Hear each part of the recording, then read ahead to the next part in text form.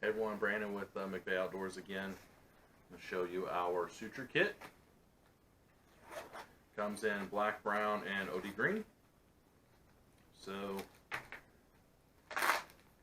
folds out, you get the iodine, roll gauze, you get 3 sutures, get all of the tools that you'll need.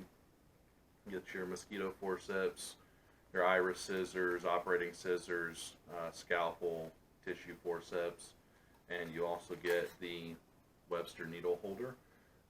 One thing you got to watch out for in some of the other kits that you find, especially those pre-made surplus kits, they'll put a Kelly forceps in there, and a Kelly forceps is serrated, and the Webster is flat right there. So the thing is, if you use a serrated blade on a suture, then you can actually break the suture or chip it. Bad things happen there. So you can find our kit on the website, McVeyOutdoors.com, or you can find us at any of the gun shows. Get on the website, look at the calendar, and see where we're going to be next. Thanks a lot.